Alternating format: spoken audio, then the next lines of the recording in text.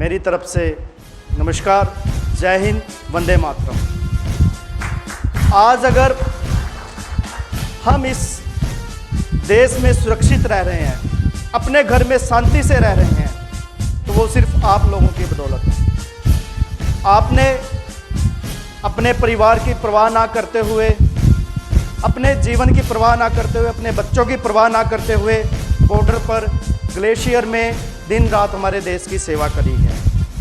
Salute बनता है आप सभी को, और मैं दिल से सैल्यूट करता हूं उन सभी शहीदों को जिन शहीदों की वजह से आज हम अपने घरों में सुरक्षित हैं। कारगिल विजय दिवस के उपलक्ष्य में आप सभी देश के जवानों को, जैसे अभी एक हमारे मित्र साथी ने कहा था कि जब हमें हमारे आर्मी के अंदर जाके हमें जवान कहा जाता है तो हमें आपस में बुजुर्ग क्यों कहा जाता है। ये वाकई में एक बेमिसाल है, क्योंकि आप देश के जवान हैं और लास्ट मरते दम तक आप देश के जवान रहेंगे। सबसे पहले तो आप सभी को मैं कहना चाहूँगा, दूसरों के लिए तालियां तो बहुत से लोग बजाते हैं, बहुत सी महफिलों में तालियां बजती हैं, लेकिन आज आप अपने लिए सभी तालियां बजाएं। ये तालियां सिर्फ आपकी उस एहसास का आहट देती हैं जो आपने आज, अगर हमारे देश के युवा, हमारे नौजवानों का 2 मिनट के लिए नेटवर्क फ़ोन से चला जाता है, 10 मिनट उनके फ़ोन में नेटवर्क नहीं आता, तो उनको ऐसा लगता है कि हमारी दुनिया ही चली गई। लेकिन आपने 2-2 महीने, 6-6 महीने ग्लेशियर के उन पहाड़ों में हमारे देश की रक्षा करी है, जहां पर नेटवर्क तो छोड़िए, जहां पर सांस लेना बड़ा मुश्किल होता है। उन देश के शहीदों को हम पूर्ण श्रद्धांजलि देते हैं अपने दिल से। जो कारगिल का युद्ध है, इसके बारे में जो मुझे जानकारी है, मैंने इसके बारे में पढ़ा भी है। मैं हर शहीद के बारे में, हमारे देश के जितने भी शहीद हुए हैं उनकी हिस्ट्री पढ़ता हूँ, अपने देश की आज़ादी के जो भी हमारे तारीखें हैं, जो भी हमारे देश के किस्से, उनको मैं पढ़ता हूँ। क्योंकि जो ये कारगिल का युद्ध हुआ था, ये हमारे देश पर थोपा गया था पाकिस्तान के द्वारा। पूर्व प्रधानमंत्री अटल बिहारी वाजपेयी जी कश्मीर मुद्दे को लेकर और कारगिल के मुद्दे को लेकर पाकिस्तान के अंदर वार्तालाप के लिए भी गए थे, लेकिन पाकिस्तान अपनी आदतों से मजबूर है। उसने हमारे देश के अंदर ये वादा खिलाफी करी और हमारे देश के जो उनके साथ वायदे हुए थे उन्होंने हमारे देश के अंदर पीठ में छुरा घोंपने का काम किया, और जिसकी वजह से हमारे बहुत से जवान शहीद भी हो गए। आज हम बात करते हैं अपने देश की आज़ादी की।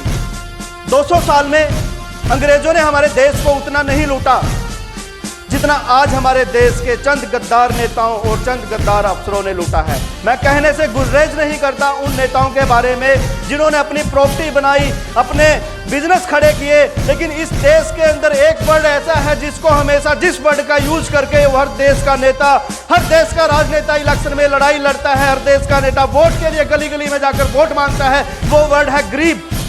लेकिन ना आज तक वो इस देश का गरीब किसी को दिखाई दिया और ना उस गरीब के लिए किसी ने आवाज उठाई। हमेशा सिर्फ नेता उस गरीब के लिए वोट मांगते हैं, गरीब के नाम पे वोट मांगते हैं। जैसे यहाँ पर राजनीति की बात हुई थी, राजनीति की बात करना जरूरी है, क्योंकि राजनीति करने वाले आर्मी को भी नहीं बख्शते। आर्मी का नौजवान जब बॉर्डर के ऊपर अपने देश की रक्षा कर रहा होता है, उनके परिवारों के पीछे भी शोषण किया जाता है कुछ राजनीतिक लोगों के द्वारा। हम देखते हैं अक्सर, मैं डीएलएसए में भी बिलोंग करता हूं, कोर्ट के अंदर भी देखते हैं कुछ कोर्ट जो आर्मी के पर्सन है, उनकी फैमिलीज को अपनी प्रॉपर्टी को लेकर, प्रॉपर्टी के डिस्प्यूट को लेकर या आपसी पारिवारिक झगड़ों को लेकर उनके पड़ोसियों के द्वारा भी उनको प्रताड़ित किया जाता है। आखिर कहां सोया है सरकार, कहां सोया है प्रशासन?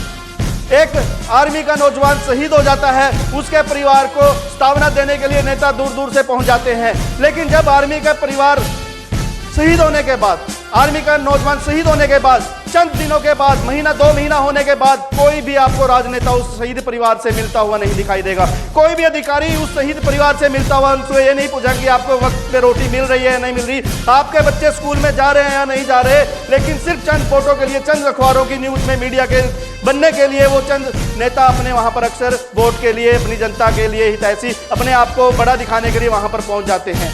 मुझे गुर्रेज नहीं है उन सबके बारे में कहने के लिए, क्योंकि मैं इस देश का शहीद आजम भगत सिंह का फैन हूँ। आज अगर इस देश को आज़ादी मिली, कुछ लोग हर किसी को फॉलो करते हैं, हर नेता को, लेकिन चंद्रशेखर, राजगुरु, सुखदेव और शहीद भगत सिंह आजाद, जिन्होंने अपने देश की, अपने धर्म तक की परवाह नहीं करी, उन्होंने अपने सर की पगड़ी तक उतरवा दी अपने देश की आजादी के लिए। सबसे पहले तो उन शहीदों के लिए भी तालियां जोर से बजाएं, जिन्होंने अपने देश की आन बान शान, अपने तिरंगे के लिए अपनी धर्म तक को कुर्बान कर दिया। एक मुगलों के राज में हमारे देश के नौजवानों ने, हमारे देश के शहीदों ने हमेशा कुर्बानियां दी हैं, लेकिन आज 78 साल हो गए। कितने नेता ऐसे हैं जिन्होंने अपने देश की शहीदी के लिए, अपने देश के आजादी के लिए कुर्बानी दी है? कोई नेता है आपकी नॉलेज में? किसी नेता ने अपने बच्चे को आर्मी में भर्ती कराया? किसी नेता ने अपने बच्चे को एयरफोर्स में भर्ती कराया? किसी नेता ने अपने बच्चे को नेवी में भर्ती कराया? नहीं। हर नेता अपने बच्चे को बाहर विदेश पढ़ने के लिए भेज देता है, और यहां पर जिस वर्ड का नाम यूज करके, ये गरीब लोगों का नाम यूज करके वोट के लिए भीख मांगते हैं, उन्हीं गरीब लोगों को हिंदू, मुस्लिम, सिख, ईसाई के नाम पर आपस में लड़वाते रहते हैं। कहां सोई है हमारे देश की जनता? आखिर हमारे देश का गरीब वर्ड जो है वो सिर्फ आपस में लड़ने के लिए है?